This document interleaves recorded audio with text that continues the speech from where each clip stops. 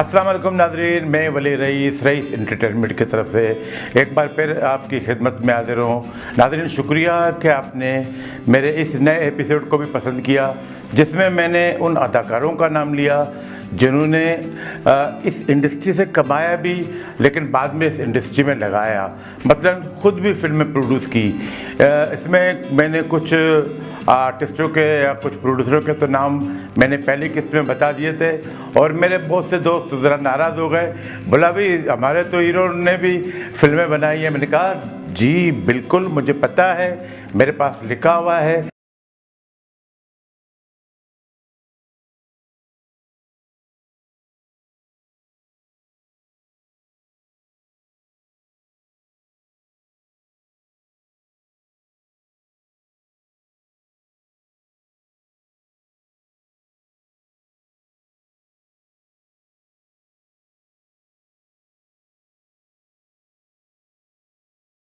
आइए मैं बताए देता हूँ कि किन किन आर्टिस्टों ने इस इंडस्ट्री से कमाया और फिर इसमें लगाया भी। मसलन क्योंकि फिल्म का कारोबार एक अच्छा मुनाफाबख्श कारोबार था किसी ज़माने में, तो जितने हमारे जो आर्टिस्ट थे जो इस इंडस्ट्री से वाबस्ता थे, डायरेक्टर, प्रोड्यूसर और हीरोज़, हीरोइंस, और जो उन्होंने ओल्ड कैरेक्टर किए वो भी, तो उन्होंने भी इस इंडस्ट्री से कमाया और फिर इंडस्ट्री में फिल्में बनाई हैं। तो जब भी तो फिल्मों का सिलसिला चलता रहा। और अभी मेरे एक हीरो का इंटरव्यू आया था, उन्होंने कहा कि भी हमारी इंडस्ट्री का ज़वाल 1971 से आया, लेकिन नहीं, उनको पता नहीं है कि 1971 से लेकर 1980 तक हमारी जो इंडस्ट्री थी हाई पिच पे थी। मसलन इस ज़माने में देखें कि कितनी डायमंड जुबली फिल्में बनी, और इन हालात और इसी दौरान कराची के हालात कैसे थे, लेकिन फिर भी हमारी फिल्मों ने डायमंड और सुपर डायमंड, क्राउन डायमंड जुबलियाँ मनाई।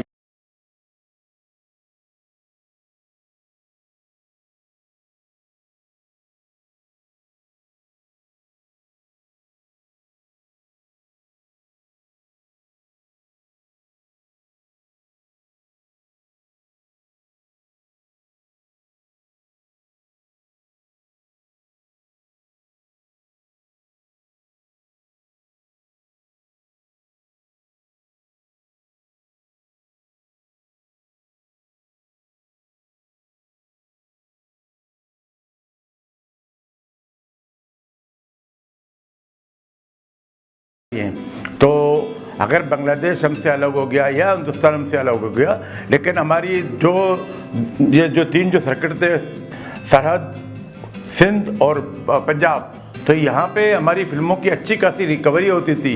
लेकिन उस वक्त फिल्में भी बनती थी, सिंगल स्क्रीन सिनेमाज भी थे, तो असल मुनाफा होता था सिंगल स्क्रीन सिनेमाओं का, जिसका मैंने पहले किस्त में जिक्र किया था।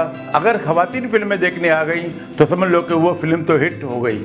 तो आइए अब मैं उन आर्टिस्टों का नाम लेता हूँ जिन्होंने फिल्में प्रोड्यूस की हैं।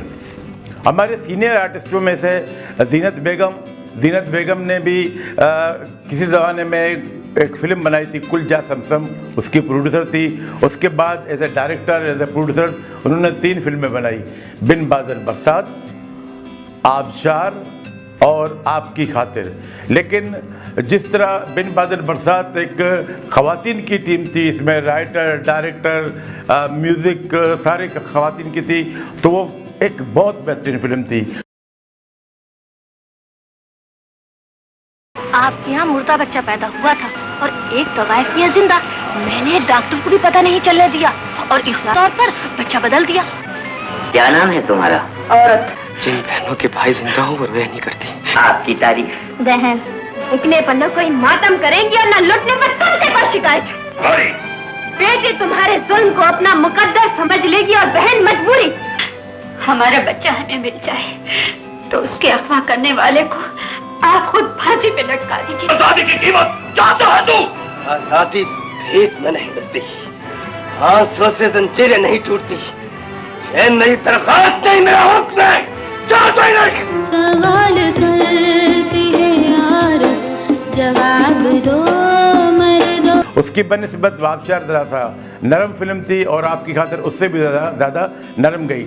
लेकिन एक खवातीन होते हुए उन्होंने 3-4 फिल्में ऐसे प्रोड्यूस भी की और ऐसे डायरेक्शन भी उन्होंने दी। और बिन बादल बरसात तो बहुत सुपर हिट फिल्म थी।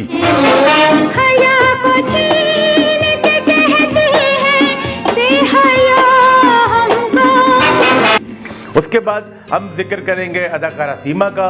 सीमा ने भी फिल्म आग प्रोड्यूस की थी, लेकिन वो फिल्म ज़्यादा कामयाबी हासिल ना कर सकी। इसी तरह नीलो, जब नीलो थी तो उस वक्त तो उसके नाम से फिल्में नहीं बनती थी। फिर बाद में उनके शौहर रियाज शाहिद ने जो फिल्में प्रोड्यूस की, जरका, ये हमन बहश्त, उन्होंने प्रोड्यूसर में नीलो बेगम का ही नाम दिया। मैं तो चली हूँ मेरे दिल पर। कश्मीर की कहानी की तफसील में तुमसे ज्यादा जानता हूँ। हमें मुसलमान आबादी के मुताल्लिक कंप्लीट इंफॉर्मेशन चाहिए। भगवान के उस बुत को भी पाश कर दीजिए जिसने आप जैसे बेरहम इंसान के हाथ में इंसाफ दे रखा है। ये आपका लहू है या कश्मीर की हर उस शांति का जो अपनी धरती माता के लिए शांति चाहती है? शांति। तुमने मुझे बेगैरत समझ दिया है। तुम्हारे लहू में खौलती हुई गैरत भी मेरी दी हुई है। जी मैं सब कुछ जानता हूँ कि कश्मीर में मुसलमानों ने आजादी की जो तहरीक चला रखी है, उसका मकसद सिवाय इसके कुछ नहीं कि वो भारत से कटकर पाकिस्तान से मिलना चाहते हैं। सोच न बदले, वक्त न बदले, क्या बदले तकदीर मेरे कश्मीर।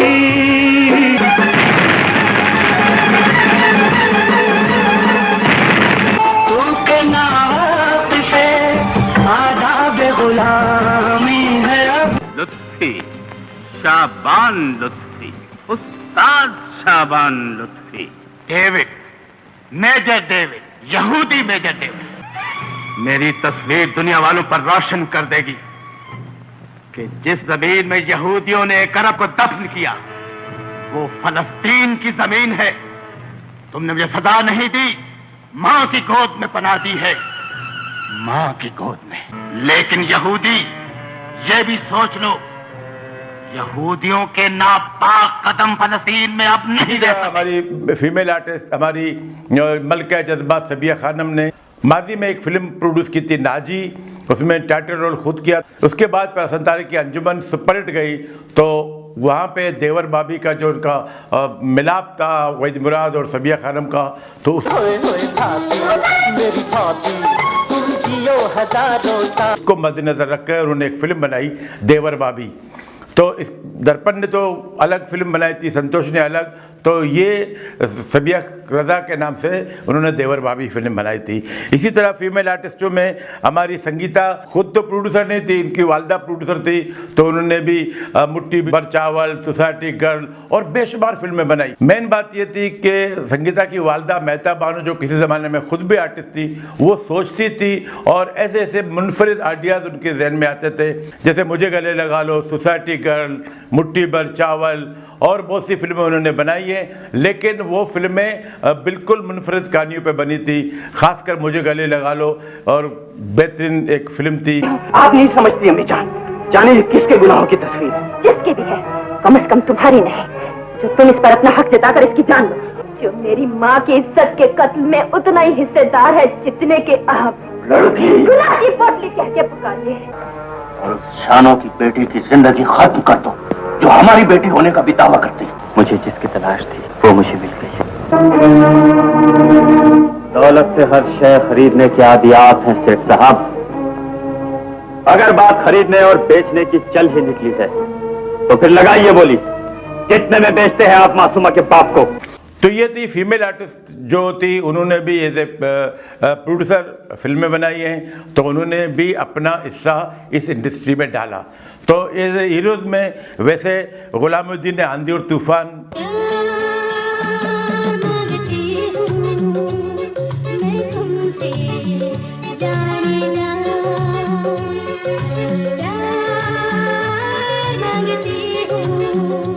फिल्म बनाई, मुस्तफा कुरैशी ने नदिया के पार। सरकार मारेगा। हाय, वो कमबख्त तो मेरे बच्चों को भी मार देगा। संगीत, अमन, शांति। तान से बदला लेने की कसम खाइए स्वामी जी। तू अगर उसे मारना चाहता है तो उसी के फन में उसे नीचा दिखला। आज मेरे संग को मालिक दे दे ऐसा ज्ञान, लाज रख ले जो खाजा, लाज रख ले जो खाजा। हम तुम्हारे इस जज्बे से बहुत खुश हैं मियाँ जी, तुम वाकई फनकार हो। एक मुनफरद मौजू पर एक फ़िल्म बनाई, लेकिन वो फिल्म कामयाब नहीं गई। लेकिन उनका मकसद ये था कि हमारे जो मुस्लिम जो मूसीकार थे उनको आगे ले आएँ। नदिया के पार फिल्म बनाई, उसमें मोहम्मद अली ने डबल रोल किया था। इसी तरह सुधीर ने भी अपने ज़माने में बहुत सी फिल्में बनाई और सबसे ज़्यादा फिल्में बनाने वालों में सुधीर का भी नाम शामिल होगा कि उन्होंने बहुत सी फिल्में बनाई। साहिल, दुश्मन की तलाश, मैं ज़िंदा हूँ, आंख का नशा, बगावत, इन फिल्मों के प्रोड्यूसर भी थे, हीरो भी थे और ये सारी फिल्में कामयाब गई हैं। हमारे वो हीरोज़ जिन्होंने इस इंडस्ट्री से कमाया, नाम भी कमाया, पैसा भी कमाया, उन्होंने दोबारा इस इंडस्ट्री में लगाया भी। अब आगे जाते हैं, हमारे पुराने अदाकार थे नज़ीर ने भी बहुत सी फिल्में प्रोड्यूस की। अदाकार नज़ीर और उनकी बेगम सूरनलता पाकिस्तान फिल्म इंडस्ट्री का जो बानी होते हैं या फाउंडर होते हैं जो पाकिस्तान के हिस्से में, तो उनमें नज़ीर और सूरनलता का भी नाम शामिल है। उन्होंने भी बड़ी मेहनत की इस इंडस्ट्री को परवान चढ़ाने में। उसके बाद हम आते हैं अदाकार वज़ीर अली। वज़ीर अली रतन कुमार का दूसरा नाम है, शायद मैं ज़रा सा अगर गलती करूं तो सॉरी। मेरे ख्याल में रतन कुमार ने ही अपने नाम वज़ीर अली रखा था। तो उन्होंने भी यहाँ आके बहुत सी फिल्में बनाई, नागन, अलादीन का बेटा, नीलोफर, ताज और तलवार, मेरा क्या कसूर और आखिरी फिल्म उनकी मासूम थी, जो उन्होंने मेरा क्या कसूर को दोबारा रीमेक किया मासूम के नाम से, जिसमें गुलामुद्दीन और बाबर शरीफ थे। इसी तरह अदाकार दर्पण ने साथी और गुलफाम बनाई। ये नाज, ये अंदाज, ये जादू, ये अदाएं। इकबाल यूसुफ ने एज ए प्रोड्यूसर फिल्म दाल में काला बनाई। इसी तरह संतोष कुमार ने दामन और तस्वीर नाम की फिल्में बनाई, जिनमें मरकजी किरदार खुद अदा किया था।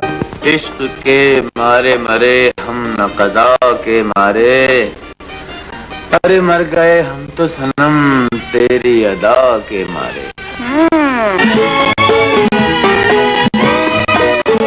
ला हौल वला कुव्वत। सुना है वो तो बहुत नंगी पिक्चर। तुम्हें क्या तकलीफ है, तुम क्यों डरते हो?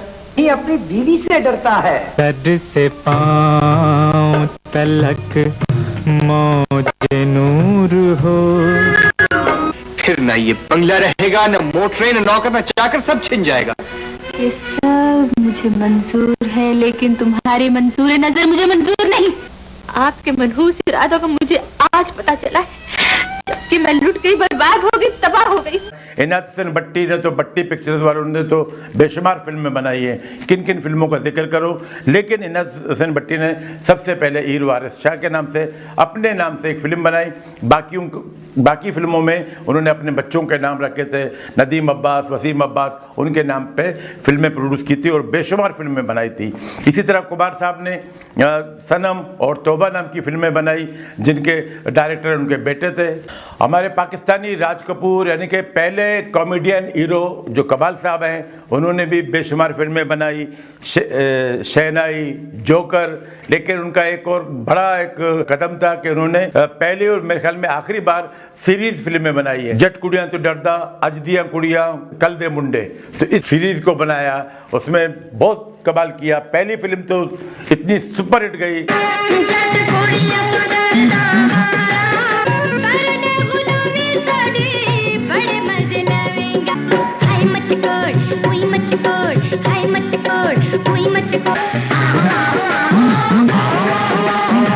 सीरीज बना के कमाल ने यह साबित कर दिया कि इस तरह भी हो सकता है। फिर उनकी आखिरी फिल्म थी यहाँ से वहाँ तक, उन्होंने बाहर जाके फिल्म बंद की। और ये भी देखें कि यहाँ से वहाँ तक की राइटर हसीना मुहीन थी और म्यूज़िक वजह ततरे, सारे गाने सुपरहिट। उसमें मुमताज़ ने मरकज़ी किरदार अदा किया था। और इसी से मुतासर होकर हमारे दोस्त फसी बारी खान ने एक टीवी ड्रामा बनाया था, घिसी पिटी मोहब्बत। इसी किस्म की फिल्म थी कि 3 हीरोज़ थे, एक हीरोइन थी, वो हमारी यहाँ पे होटल में काम करती है, वो वहाँ पे सिलाई कढ़ाई का काम करती है, मुमताज़ बेगम। तो इसी किस्म की कहानी थी। इसी तरह असद बुखारी भी हमारे बहुत अच्छे आर्टिस्ट थे। उन्होंने फिल्म बनाई मैं अकेला, बिला चैंपियन, और उसकी सुपर हिट तरीन फिल्म थी दिल आंधे सौदे।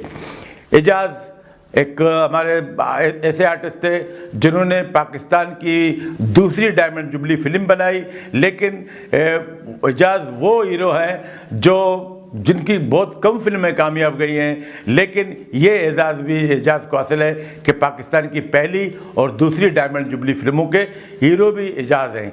तो हीरो एजाज़ ने दोस्ती, झूमर चोर, हीरांझा और लास्ट में फिल्म शोले बनाई थी, और शोले का गाना तो मशहूर था, जान जर्दी पावा चनकार। उसके बाद हमारे एक बहुत सीनियर आर्टिस्ट थे अब्बास नौशा। अब्बास नौशा एक सीनियर आर्टिस्ट थे और बहुत बेहतरीन आर्टिस्ट थे, जिन्होंने अनमोल फिल्म में शाहिद के उस्ताद का किरदार अदा किया और बहुत सी फिल्मों में। लेकिन उन्होंने रियाज शाहिद से ऐसी कहानी लिखवाई, एक रात। बेहतरीन मुकालमे, बेहतरीन अदाकारी। इस फिल्म में मरकजी किरदार सबिया, संतोष, संगीता, शाहिद, दीबा ने किरदार अदा किया था, अब्बास नौशा खुद, असलम परवेज। एक बहुत बेहतरीन फिल्म थी। लड़कियां यूं ही गरीब वालिदैन के दरवाजों पर बैठी बैठी बूढ़ी हो जाया करती हैं। आंचल संभाल कर चला करो लड़की। लेकिन जब से तुम्हें देखा है अपनी आंखें बंद कर ली है। वो बदनसीब कहिए जो माँ पहले बनी और सुहागन बाद में।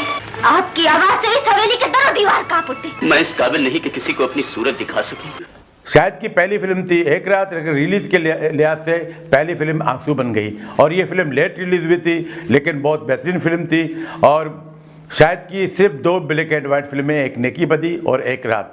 तो एक रात एक ब्लैक एंड वाइट फिल्म थी, लेकिन फिर भी इसकी कहानी बड़ी अच्छी थी। इसको आप आज भी यूट्यूब में देखेंगे, इसका प्रिंट भी बहुत अच्छा है और बहुत अच्छी फिल्म है। तो अब मैं उस अदाकार का जिक्र करूँगा जिन्होंने पाकिस्तान फिल्म इंडस्ट्री को बिल्कुल एक टर्न अप दिया। उन्होंने एक फ़िल्म बनाई, और एक फ़िल्म क्या बनाई, उस फिल्म ने तो ऐसे ऐसे रिकॉर्ड कायम किए जो बहुत कम लोगों को पता है। उन्होंने एक फिल्म बनाई, ये दिल आपका हुआ। ये दिल आपका हुआ। जिसकी शूटिंग हमारे लियारी में भी हुई थी, तो मैं वही वहाँ मौजूद था। वह शफकत चीमा भी थे, जावेद शेख भी। और जावेद शेख की जब ये फिल्म रिलीज हुई, अच्छा हमारे एक और बात मैं यहाँ पे बता दूँ कि हमारे बहुत से ऐसे हीरो थे या हमारे फनकार थे जिनकी ये ख्वाहिश होती थी कि हम फिल्में बनाएं, और हमारी फिल्म कैप्री सिनेमा में ज़रूर लगे। जैसे उमर शरीफ की पहली फिल्म कैप्री सिनेमा में लगी थी, तो इसी तरह तो जावेद शेख का भी शायद ये ड्रीम था कि मेरी पहली फिल्म कैप्री सिनेमा में लगे। और वाकई कैप्री सिनेमा में जब वे फिल्म रिलीज़ हुई तो उन्होंने वो रिकॉर्ड कायम किया, और 2-3 वजूहत भी थी इनकी। पहली बात ये थी कि इनका पहले ऑडियो रिलीज़ हुआ, पहले ऑडियो CD रिलीज़ हुए। ये वो दौर था कि जब इंडियन टीवी जो ड्रामे चलते थे उस पर मुकम्मल पाबंदी थी। इंडियन फिल्में जो पाकिस्तान आती थी दुबई के ज़रिए, उस पर भी पाबंदी थी, VCR पे पाबंदी थी। अब लोगों को एंटरटेनमेंट चाहिए थी, तो लोग मजबूर होकर ये फिल्म देखने गए। और लेकिन जब फिल्म देख कर गए तो उन्होंने देखा कि हमारा फैसला बुरा नहीं था।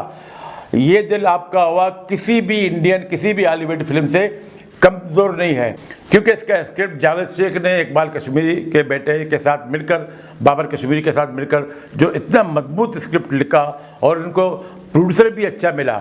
अच्छा मैं आपको ये भी बता दूं कि ये दिल आपका हुआ के बारे में कि जब इनकी सीडियाँ, मसलन एक मरतबा audio cassette, audio CD, video cassette, video CD, फिर DVD, मसलन मुख्तलिफ मराइल में CD वाले जो सदफ वीडियो वाले ने उन्होंने इतना कमाया, फिर उन्होंने बाकायदा जावेद शेख अभी है, जावेद शेख से कोई उनके परस्तार पूछ सकते हैं कि उन्होंने बाकायदा ये कहा कि आप सिनेमा के लिए फ़िल्म ना बनाएं, हमारे लिए फ़िल्म बनाएं, जितना खर्चा होगा हम आपको देने के लिए तैयार हैं। क्योंकि इस वीडियो और CD से उन्होंने, सदफ वीडियो वालों ने इतने कमाया कि कुछ कह नहीं सकते। ये दिल आपका हुआ ट्रेंड मेकर फिल्म थी, जिन्होंने पाकिस्तान में डॉल्बी सिस्टम, डिजिटल सिस्टम मुतारिफ किया, और इतनी प्यारी फिल्म थी। इसको आज भी आप अगर देखें वो आपको ये ऐसा लगता है कि अभी की बनाई हुई फिल्म है।